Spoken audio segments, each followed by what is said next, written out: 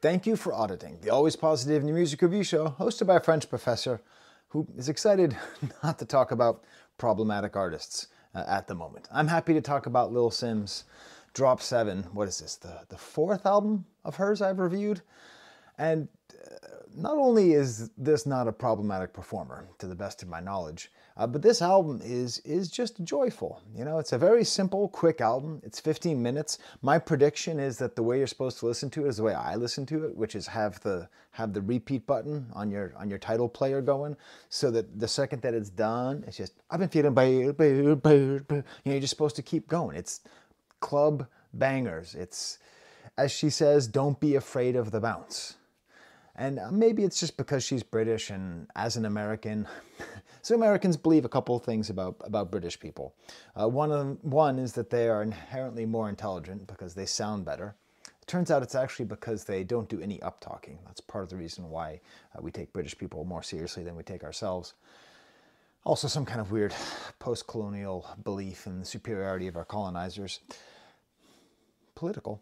But also, we just generally believe that even though techno music and electronic music was invented in Detroit, that somehow England has a sort of empire over it. And when they do it, it just seems more natural. And this just kind of feels that way. But what I love is that my introduction to her music was actually Drop 6, 4 years ago, the EP. I didn't know who she was. She wasn't an up-and-coming person. I didn't listen to her first album. I don't know. I just scrolled through Tidal and saw this.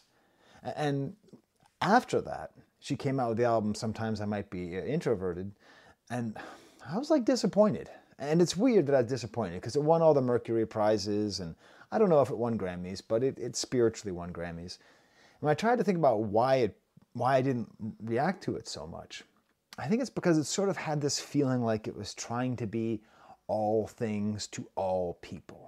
You know, there was this uplifting story of a woman of color making music and being a great artist and all this. And I sort of felt like the greatness of the album was overshadowed by the completeness and the cute story, the wonderful storyness of the whole thing. Now, fortunately, she came out with No Thank You, which is still my favorite project of hers. That, much like Sometimes I May Be Introverted, completely produced by Inflow. And it was great. It's hard to describe, right? Because it's really unfair that artists have to speak for other people or that they have to be representative. And it's always going to be that Little Simz is going to represent something because there are so few female rappers in the public eye. There's very few conscious female rappers who don't rap about sexuality or material goods in the public eye. All these different layers of marginalization that when someone makes it, there is something about it that, at least if you're me or if you're like me, you inherently feel this overwhelming tide of goodwill versus, I don't know, when I saw a picture of King Cruel, I wasn't like, oh, I hope he makes it. A pale dude with a little overly intellectual fascination with existentialism, you know, because I see myself in it. Anyways, so when it comes to this album, I really like it because it's sort of another step in what it feels to me is just her being her, just making some music she feels like making. It's fun, it's light, it shows off her winning personality. It's largely about her greatness, but it doesn't feel like it's supposed to be empowering. You know, I think the most empowering music is music that isn't intentionally empowering. It just kind of is. It's not produced by Inflow. It's produced by someone named Jake Wob. Jake Wob. I don't know how you pronounce it. Jakwob. Feel free to tell me in the comments. Have fun trying to explain it to me. And, you know, she just, when I look back at my previous reviews of Little Simz, I remember the first thing I said was that she is making a claim to be like the next Lauryn Hill. And I think that's a great comp because the weight of being Lauryn Hill crushed Lauryn Hill. Now, there's lots of other stuff. If you haven't seen FD Signifier's video about Lauryn Hill, it's very thorough. But that whole thing that I'm talking about, the kind of the weight of being this representative person from an underrepresented group, this being this great genius in a group, and coming from a population that's generally overlooked and underserved and all that, it really felt to me that that sort of really crushed her desire to create. Not in an unsimilar way to what we have with Kendrick as well. You know, I am not your savior. All of that is to say, I don't know anything about Little Simz. Maybe she loves it. Maybe she wants to be the world savior. Maybe she wants to be all things to everybody. I would say that this and no thank you are an indication that she doesn't. And I think if we're going to have progress in society, we need to have it, that someone can represent an unrepresented population and have that not be the first line of their bio, right? Like, because the real line for Little Simz is excellent UK rapper, right? I mean, that's really what we need to focus on. Anyways, before I get on to my review of the album, I don't think this is going to be longer than the album itself. You never know with me. I might go on some tangents. But if you like this video, smash the like bucket, subscribe, put AVAA. That stands for awesome video as always. If you just want to say something, I heart every comment that says that. I might have missed some on my Kanye video, but whoa. Not only is he a problematic artist, he brings out some problematic commenters. Yo. Anyways, please subscribe, all that stuff. I do sponsorships here. So my sponsorship this episode is if you are lucky enough to have health insurance, don't use telephonic or internet therapists, okay? It's probably not the best way to get help. If you need help, seriously get it. And if telephonic or internet therapists are the only way you can get therapy, the only way, that's fine. But if you see those commercials and you go, I should see a therapist, take that energy, go online, look up your provider and see. You know, a face-to-face person. Therapy is the best thing you can give yourself. But there's a lot of bad therapy. There's a lot of people you trust trying to get you to get into bad therapy, and it rubs me the wrong way. Okay, my stamp for the album, my example song, has got to be the song I've already referenced. Oh no, how's the sound, by the way? I'm using this new microphone because my old microphone broke, but I'm making sure it's visible because Tom Nichols told me to. Speaking of British people who seem smart and are. So I'm gonna pick the song Mood Swings. Click above Velvet Underground and Nico there. This announces the whole idea. I mean, the cover has her looking like a robot and a little butterfly, and the whole idea is very clear, you know? It's Cyber Sims. It's how can we make a fully electronic boppin', club bangery, techno, house, I don't know. You tell me, okay, you tell me what are all the genres on here. I don't know all the genres. I sort of know when something is Jersey Club now, but I don't fully know. But I just know that this whole song just starts off very non-techno, I mean very non-rap, very techno, these pulsing bass drums, like leaves this, the thing is like the bass drum kind of has that, you know, pulsing sound, and then it stops for these little burpy Doppler sounds. You like that? Okay, I'll do it one more time before the end of the video. And then these lyrics. I've been all around town, bass thuddin', drown as these sounds come in. I've been on a high, low, free souls go only where the love is. But I've been having mood swings, mood swings, mood swings, mood swings. And here it is. She's been high, she's been low, and we've got this bass thudding, and all these sounds come in, and that's what she's trying to do. And she's trying to get this stuck in your head. I've been having mood swings, mood swings. I talk quite often about how, one of my favorite things about culture, about ingesting so much culture, is that things can augment your life. So for the rest of my life, because I'm not a particularly moody person, but I was raised by a very moody person, and by very moody people, chemically encouraged moody people, so whole other stuff going on there. But like whenever I do get moody sometimes, and now just for the rest of that time, I'll just be thinking, I've been having mood swings, mood swings, mood swings, mood swings. And it kind of cuts out, and there's this cool bit with like a 4 on the floor with the bass, but then a nice little syncopated drums happening here as well when we get to this chorus.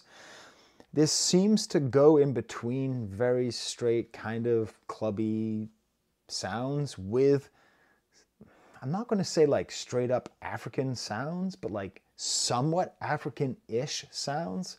Like the syncopated drums on this bit here. She makes reference to Never Showed Up on CP Time, which is a term which stands for colored person's time, an old racist term with the false idea that people of African origin have a different relationship to time, or that they show up late all the time. I don't know if it's, I mean, Okay. This is where I get into trouble because I've only ever heard that term from my friends who are of African descent. So I've never heard anyone else use that term, but I like that she's pushing back against it anyways. And then just kind of settles right back into the second verse with little added things here, little oohs and oohs on the beat. It's very fun. It's very loose. Lots of cool kind of crazy sounds at the end, and I love it. Leads into Fever, which has these Latin rhythms and talking about Mamacita and these cool kind of like things happening on the quarter notes. And then it breaks into, again, very sort of African rhythms, maybe Afro-Caribbean rhythms, maybe Afro, like Brazilian rhythms, because she actually sings in Portuguese for a while. And it's a really sweet, interesting song that a lot of these songs, okay. Hey, this album's 50 minutes long. So you're probably thinking, whatever. It's just a little EP.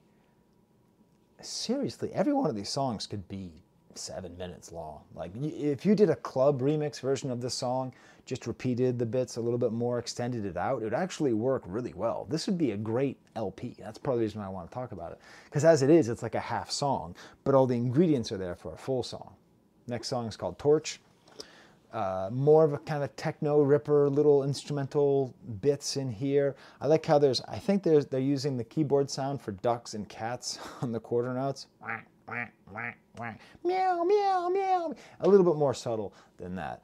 Eventually, oh my God, my favorite part of this whole EP is at a certain point, like I think a snare starts going on the 3 and it just like end up slowing down the beat and just makes it this like ridiculously, I just hit the microphone, sorry about that, this ridiculously head naughty bit. I just love it. Little machine gun sounds as well. See some more, see some more. It's very erotic and existential. You want to be with me, of course. Show you little piece, want to see some more, see some more, see some more. Soul gotta rise when I leave this corpse. Show you little piece, I want some more. Corpse? Show you corpse? I thought we were talking about sex. I thought you were talking about showing your boobies. No, it's about the soul and it's about the body and it's about everything all together. She can't help it. She's just going to be a great lyricist. She's just going to write these kinds of things that get you going. And again, it's a half song that easily could have been just repeated and been 8 minutes long. SOS, again, somewhat African-ish sounds, but sounds very computer created. I doubt they're employing any djembe players here. Also kind of sounds Morse codey. Maybe that's just because it's called SOS, so I think of it in there. And this kind of go, go, go, go comes on the offbeat, and it's fun. It's the second album in a row that I've reviewed that has repeated go, go, go, go. It's Carnival Part 2. It ends up being sort of 404. This song, more than any others, I wish was just a 12-minute remix because it's just a very nice vibe. It's very cool. Simple lyrics. Oh, please hear me out. Don't leave. Give me now. Give me now. Go, go, go, go. It's just a place filler. She's, in the words of Chance the Rapper, just having fun with it. I Ain't Feeling It is the next track. I'm not a fan of this one. I don't know. I think it doesn't fit with the rest of it. Like, it feels kind of trappy and... for some reason, this song, one second, I have to prepare myself for this bad joke. The song, I Ain't Feeling It, more like, I ain't feeling it. Ooh, that was just the sound of someone unsubscribing. Sorry about that. Next track is called Power. I like this, nice start and stop beat. You know, just a little bit. I really thought the last song was a break, but this one's nice. And this is just one verse and one idea. Got the power in my hands, now I can feel it. If you're looking for the truth, and motherfucker, I'm the realist. See them biting what I do, so don't ask if I'm peaked here. I say that I'm the greatest, and I mean it, then I mean it. I've been building a new mansion up on Venus. Last time coming for this shit, now we lit. They're going to have to mention all the crazy shit we did. Let the verse play, don't wheel it. Now they ever understand how I do this with the words like butter, motherfucker, I'm the smoothest. Gotta keep my circle tight, I'm only rolling with the fewest. Like I don't fuck with that boy, he's a Judas, he's a Judas. Now the master from a student, no more questioning my worth. Ain't gotta prove it. Head hot, say the wrong thing, I might lose it, but I'm always gonna channel through the music. Music. Beautifully delivered. I just said all of it for you there. Halfway through, I was like, I should stop, and then I kept going. no more questioning my worth, ain't gotta prove it. That's part of what I like about this. And maybe that's why sometimes I might be introverted, needed to have that success. Maybe she needed to have that shine on her to get rid of the doubts in her head that she isn't the greatest. And this is just a great, straight up, old school rap verse. The thesis is, I'm the best rapper. The way that she illustrates this thesis is by rapping really well over a good beat. God damn it, it is longer than the album. What am I going to do? Hey, Professor Skye is going to Professor Skye. Far Away has kind of a very sketchy, please tell me, please. You're good at this, actually. Tell me how do I describe this opening sound with this sketchy hi-hat? I associate with British techno, maybe with like garage, I don't know what, but and then she sings, like she sings this whole song through. Now my pillow recalls your name from the middle of the night through the day, I would give all. Nice kind of chorus. I think that's a Jersey Club beat. Doom, doom, doom, doom, doom, doom, doom, doom, doom, doom. And then as it goes out, there's nice kind of blared out piano sounds. Now listen, I don't like talking about the mixes of albums, okay? I'll leave that to the internet's busiest music nerd. But I think maybe the song isn't greatly mixed at a certain point. There's a certain point, I can't tell. Like the pianos, I think, the way they interact with the drums, sometimes it doesn't feel quite right to me, but see, it feels bad. I shouldn't talk about this stuff. Anyways, nice little outro with this cool piano sound. My problem isn't that the piano sound is blared, it's the way that it's mixed in with the rest of it. But it's just a beautiful little song, and then it goes right back into, it goes right back. I've been around town, basically all these towns coming. I've been on a low, high, free souls, gold, only woo, love is, right? Like it just kind of keeps going. And you just sit there, and you might be in your living room. You might be back here watching your baby, and she's playing with Grover and Elmo and Chewbacca and Princess Leia. You might be doing that, and it might play again. You might have a little dance. Why not? She doesn't have to prove she's the best. All right, well, there it is. A much simpler review, a much quicker review than I've been doing lately. But I appreciate your presence, and I appreciate your continued support. Why did I say that? I mean, I guess I do. Okay, till next time, there's the camera.